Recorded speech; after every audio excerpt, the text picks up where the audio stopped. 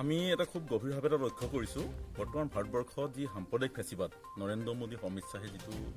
কাম আৰম্ভ কৰিছে তাৰ প্ৰথম খোজ হিচাপে কালি গজেণ্ট নটিফিকেশ্যন পঢ়িবলৈ পালোঁ যে ইতিমধ্যে গোটেই ভাৰতবৰ্ষৰ আৰু বিশেষকৈ অসমত এই নাগৰিকত্ব সংশোধনী আইনৰ বিৰুদ্ধে ইমান প্ৰবল জনমত সৃষ্টি হৈছে আৰু ইমান ধৰণৰ প্ৰতিবাদ হৈছে তাৰ পিছতো এটা ছাবজুডিচ বিষয় সুপ্ৰিম কোৰ্টৰ এটা বিচাৰাধীন বিষয়ত তেওঁলোকে কোনো ধৰণৰ গুৰুত্ব আৰোপ নকৰি সুপ্ৰিম কোৰ্টক চেলেঞ্জ কৰি সুপ্ৰিম কোৰ্টক ভেঙুচালি কৰি তেওঁলোকে গেজেট নটিফিকেশ্যন জাৰি কৰি তেওঁলোকে নাগৰিকত্ব সংশোধনী আইন বলবৎ কৰিবৰ কাৰণে সিদ্ধান্ত লৈছে গতিকে এই মুহূৰ্তত আমাৰ এটাই কথা স্পষ্ট যে ভাৰতবৰ্ষৰ সংবিধানৰ 14, 15, 21 নং অনুচ্ছেদত তত স্পষ্টকৈ কোৱা হৈছে যে ভাৰতবৰ্ষত কোনোদিন কাষ্ট ক্ৰিড আৰু ৰিলিজনৰ ভিত্তিত জাতি ধৰ্ম সম্প্ৰদায় ভিত্তিত নাগৰিকত্ব দিয়া নহয় তাৰ পিছতো ভাৰতবৰ্ষৰ সংবিধানক অৱমাননা কৰি ভাৰতবৰ্ষৰ মানুহৰ জনমতক অৱজ্ঞা কৰি নৰেন্দ্ৰ মোদী চৰকাৰে বিজেপিৰ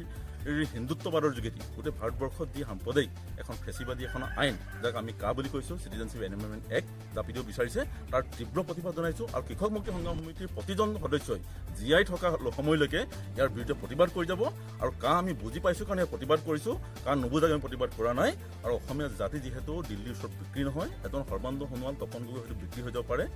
নৰেন্দ্ৰ মোদীৰ ওচৰত হিমন্ত বিশ্ব শৰ্মা হয়তো ৰাষ্ট্ৰৰ ওচৰত বিক্ৰী হৈ যাব পাৰে কিন্তু অসমীয়া জাতি কেতিয়াও বিক্ৰী নহয় অসমীয়া জাতি কাৰ বিৰুদ্ধে বিজেপিৰ সাম্প্ৰদায়িক নীতিৰ বিৰুদ্ধে আৰু ফেচিবাদৰ বিৰুদ্ধে যুঁজি গৈ থাকিব আৰু এদিন অসমীয়া জাতিৰ জয় হ'ব বৰ্তমান যি দমন চলিছে কৃষক মুক্তি সংগ্ৰাম সমিতিৰ ওপৰত কি ক'ব এই বিষয়ে এই বিষয়ে আমি এইটো কাৰণেই বৰ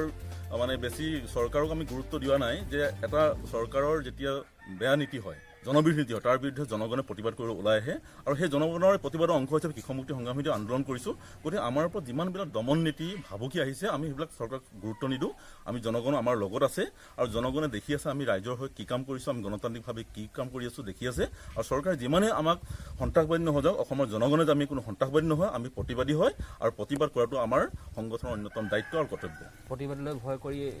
এই পৰ্যায় কৰিছে নেকি চৰকাৰে একদম 100% শুদ্ধ যে কেন্দ্ৰীয় চৰকাৰে আৰু ৰাজ্য চৰকাৰ বিশেষকৈ RSS বিজেপিয়ে ভালকৈ জানে যে কৃষক মুক্তি সংগ্ৰাম সমিতিয়ে কোনো পৰ্যায়ত তেওঁলোকে ভাবুকিক ভয় নকৰে ৰাজনৈতিক লোভত তেওঁলোকে নাযায় গতিকে একমাত্ৰ আমাৰ সংগঠনৰ কৰ্মীবিলাকক পুলিচৰ যোগেদি অন্যান্যৰ যোগেদি ভয় ভাবুকি দি যাতে কৃষক মুক্তি নকৰে তাৰ কাৰণে তেওঁলোকে চেষ্টা কৰিছে কিন্তু পুলিচক আৰু চৰকাৰ ৰঙাচক আমি ভয় নকৰোঁ আমাৰ প্ৰতিজন কৃষক মুক্তি সংগ্ৰাম সমিতিৰ কেডাৰ হওক লিডাৰ হওক ৰাইজৰ লগত আছে আৰু ৰাইজৰ বিৰোধী চৰকাৰৰ যিমানবিলাক কাম আছে কাখনেই হওক বা অন্যান্য যিমানবিলাক আৰ্থিক নীতি হওক তাৰ বিৰুদ্ধে প্ৰতিবাদ কৰি যাব কৃষক মুক্তি সংগ্ৰাম সমিতিয়ে কেতিয়াও চৰকাৰ ৰঙাচকো ভয় নকৰে